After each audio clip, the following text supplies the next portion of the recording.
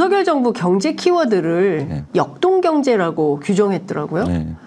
그러면서 뭐 고금리, 고물가, 고이자 뭐 이런 거 다 해결하겠다. 되겠습니까? 역동성이 생길 수 있을 거예요. 역동을 이제 영어로 다이나믹이고 예. 역대 정부에서 많이 써먹은 얘기고요. 그러네요.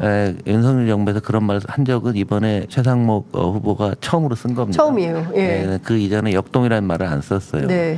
역동이 되려고 하면 과거와 많이 달라진 게 우리가 항상 제가 경제지표 평균으로 보면 안 된다라는 네. 말씀을 드렸는데요. 역동하려면 우리 인구의 가장 많은 부분을 차지하시는 분들이 활력을 되찾아야 되는 거죠. 네. 활력을 되찾을 방법이 없어요. 지금 경제지표가 물가가 3% 되고 뭐 수출이 조금 늘었다고 하는데 작년 11월에 수출이 마이너스 14%였거든요. 그러다 지금 7%인가 5.7, 네. 7% 정도 늘었다고 네. 막 하는데 실제는 작년 수준이 안 되는 겁니다. 마이너스 7 아니에요? 예, 마이너스죠. 전년 대비를 예. 하게 되면은. 그래서 이 역동성을 하기 위해서 인구의 가장 많은 부분을 차지하는 경제 분야가 활성화돼야 되는 그런 상황입니다. 네. 그런데 지금 물가는 이 하위 계층이 많은데 도소매업 그리고 뭐 예를 들면 서비스업 이런 데들은 다 진짜 맛이 갈 정도로 네. 어려워지는 그런 상태이고 왜 그런지는 아실 겁니다. 네. 예, 뭐 또 자영업도 부자 자영업자들이 맞아요. 매장을 뭐 5-6개씩 해서 하는데 그렇게 되면 한 5개 그러면은 나머지 한 10개 주변에 있는 상점들은 문을 닫을 수밖에 없는 거죠. 그리고 이거 굉장히 절대 안 되는 이유는 곱하기 몇 번 해보면 돼요. 우리나라 가계부채를 쉽게 잡아서 2,000조 정도 되거든요.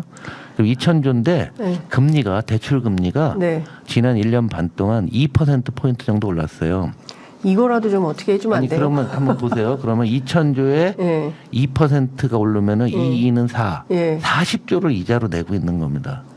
1년에 추가로 기업 부채는 2,500조예요.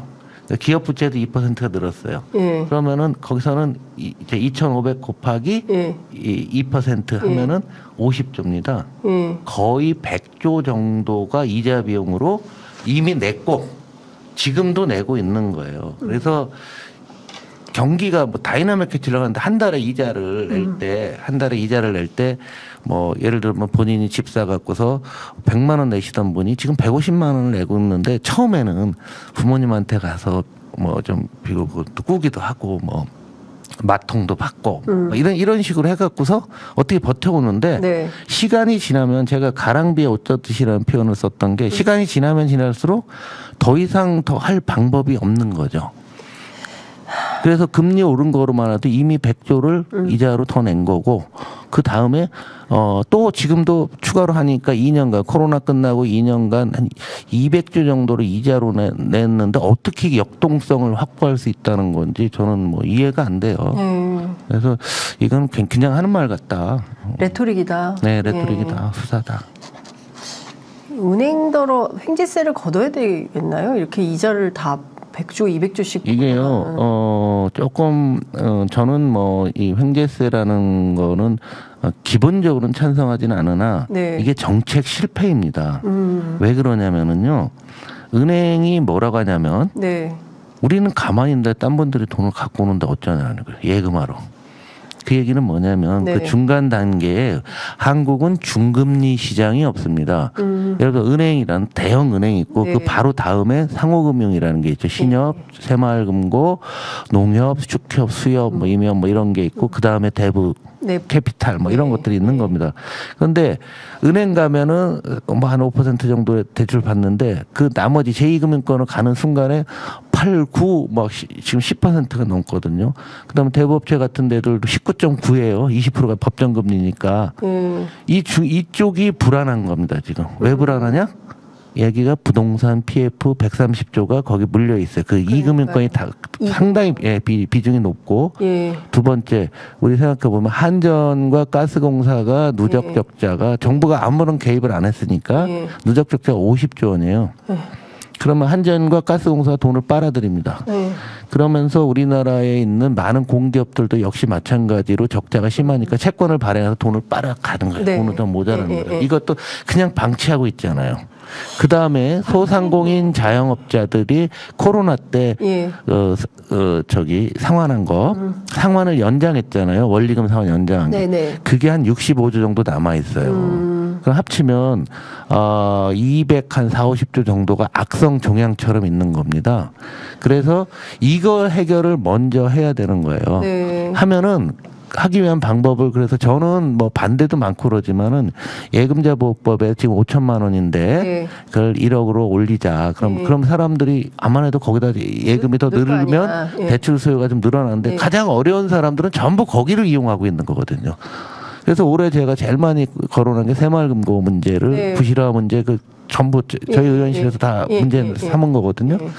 니네가 튼튼해지고 하면 사람들이 예금을 넣게 되면 새마을금고가 지역에서 어려운 사람 제일 많이 알지 않느냐. 지적사정을 잘 알으니까 니네가 우량해져야 된다. 예. 그러면 금융 전통시장 네, 그렇죠. 사람들 전부 새마을금고 신협 뭐 이런 데 저축은행 이런 데 다니는데 그쪽이 어려워지니까 그거를 해야 되고 횡재세는 이게 이제 한번 이게 이제 뭐 이익 대비 뭐 몇 퍼센트 이상 뭐 하는데 저는 뭐 횡재세를 이게 어떤 특수한 상황이거든요. 지금은요. 네, 예, 예. 특수한 상황이기 때문에 이걸 뭐 기금의 형태로 해도 또 좋고 기금, 예. 뭐 세금의 형태로 해도 좋긴 한데 네. 어찌 됐건 간에 그 부분을 얘기 안 해놓고 예. 이렇게 세금권 얘기를 안 해놓고서 여기서 너 많이 얻었으니까 해. 그러면 은행은 어떻게 해야 돼? 횡재세를 냈으니까 제2금융권 자금을 더 빨아들이겠죠. 자기네들은 더 이게 성장해야 계속 되니까. 돌겠네요. 예. 네, 그렇게 하면 치료가 안 되는 거예요. 그러니까 예. 근본 치료는 저 뒤로 가서 부동산 PF, 뭐 한전가스공사 적자, 예. 소상공인 대출, 뭐 예. 이런 것들을 어떤 식으로든 예측 가능하게 만들어 놓고 예. 이금융권에 돈이 들어갈 수 있게끔 예. 이금융권을 일단 안전하게 만들어주고 또 예금이 모일 수 있도록 정부가 지원을 해주고 그런 다음에도 은행에 돈이 갔을 때는 횡재세라든가 뭐 이런 게 해야 되는데 이미 지나간 사안이니까 지나간 네. 사안 걷는다는 그 부분에 있어서는 뭐 우리 당에서는 뭐 거의 당론 비슷하게 정하고 있습니다 지금. 네. 하여튼 뭐 경제 상황을 잘 뭐 좀 들여다봐야 되는 상황이라고 볼 수 있을 것 같은데요. 의원님은 수축사회 네. 저자로도 유명하세요. 네. 또 책을 내셨습니다. 예, 제가 도서관에서 빌려봤는데 이게 이제 신간이 또 나왔습니다. 충격적인 미래 예측서 수축사회 이후 5년 이제 생존을 위한 격투의 시대가 왜 그렇게 무섭습니까? 지금 격투하죠. 격투. 예. 네. 지금 저를 경제 전문가라고 하는데 그건 아니고요. 경제가 사회를 구성하는 가장 중요한 겁니다. 인체를 비유하면 네. 피가 같고 골격과 같은 역할을 하는 건데요. 예를 들면 우리가 정치적 갈등이 심해지는 이유는 경제적 문제에서 나오는 거잖아요. 네. 소득 양극화, 자산 양극화. 네. 그러다가 최근 4, 5년 사이에 불평등이 엄청 심해졌습니다. 네. 뭐 교육 양극화. 네. 우리가 숫자를 안 봐서 그렇지. 네. 뭐 예를 들면 이래요. 소득 하위 20% 하위 예. 그냥 밑에 20%는 한 달에 한 100만 원쯤 소득이 있어요. 100만 원. 네. 그런데 상위 20%는 1,100만 원이에요. 10배 차이가 대충 나는데요. 네. 교육비로 하위 20%는 교육비로 한 6% 씁니다. 6%. 그럼 6만 원 쓴다는 얘기잖아요. 5, 6만 원 쓰는 거예요. 네. 그러니까 그거 안 한다는 거잖아요. 예. 그런데 상위 20%는 상위 20%는 1,100만 원을 버는데 교육비를 한 12, 3%를 써요.